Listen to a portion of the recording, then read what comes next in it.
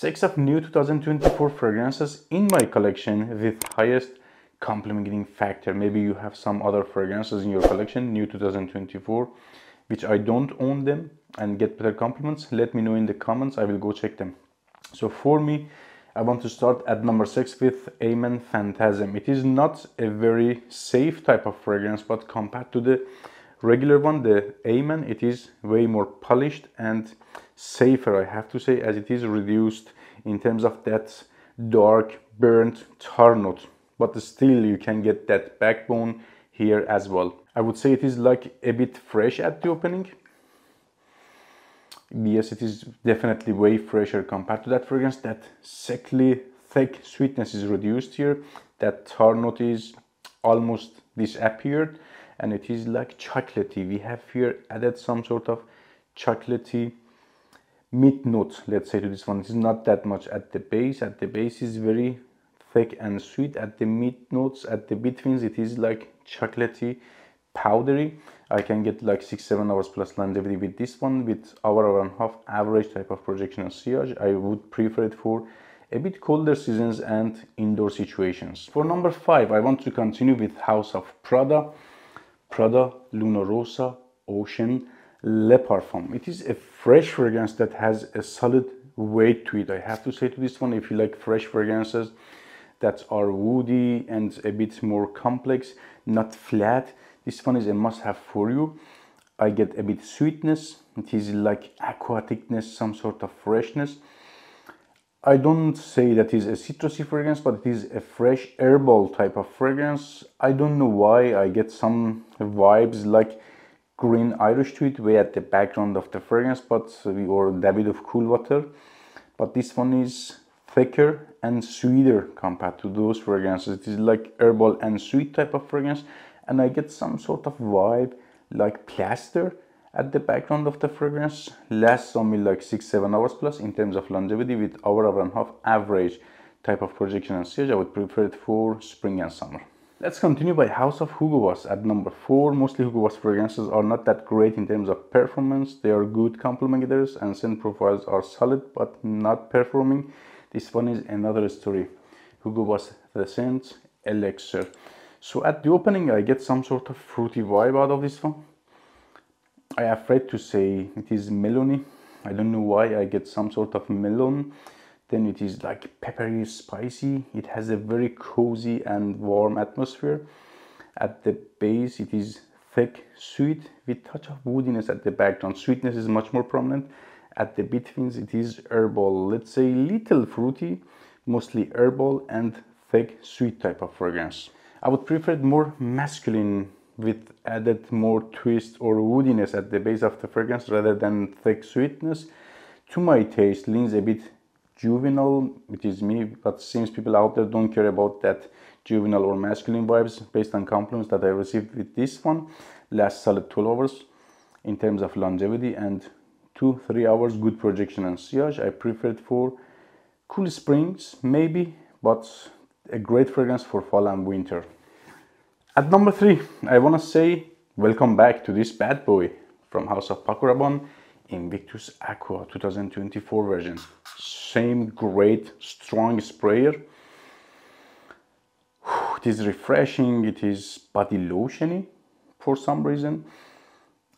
Aquatic, floral, I wouldn't say to this one citrusy, and sweet.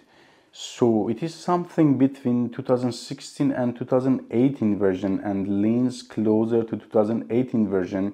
For example, I don't get any salty note, which was in 2016 version.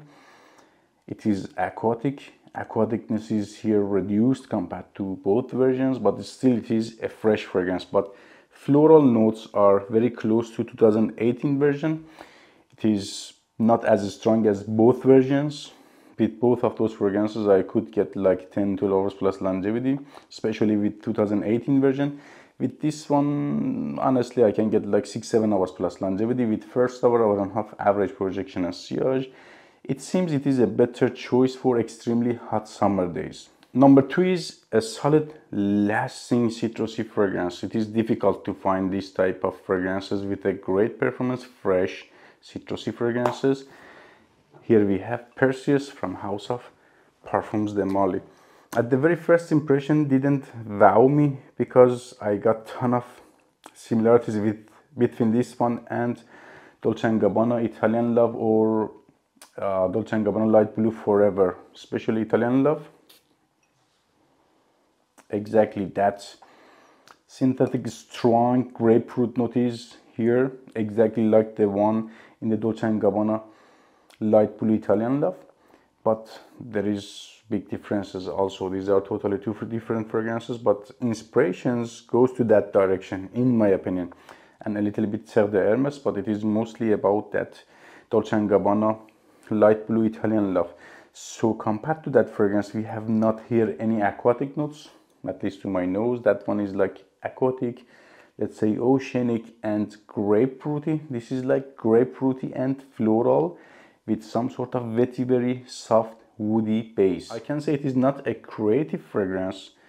It is nothing new, but it is a solid fragrance, to be honest. Gets compliments, it is long lasting, and it is at some points also different compared to other fragrances in this class because of those floral notes only, I have to say. And this one leans unisex compared to other fragrances like Serre de Hermes, like Dolce & Gabbana Light Blue Italian Love. This one is more unisex type of fragrance. I can get 12 hours plus longevity with 3 hours of solid projection and sillage. I prefer it for spring and summer. I would prefer it better for spring because of those floral notes. And number one, based on compliments that I've received, but to be honest, scent profile is not exactly for me, or let's say a wow for me. It is okay, but yeah, gets better compliments even compared to this one, Amen Phantasm. I love Amen Phantasm, the best between these fragrances, but this one, Paco Rabanne's Invictus Parfum, gets better compliments compared to all of these fragrances. So scent profile, I would say it is like aquatic. I can't say it is oceanic. I would say it is like watery and clear type of aquaticness going on here. It is sweet, it is herbal, and it is soapy. This version is far away from the regular Invictus. I would say it is a great flanker because I don't like that flankers are too close to each other. This is far away from Invictus.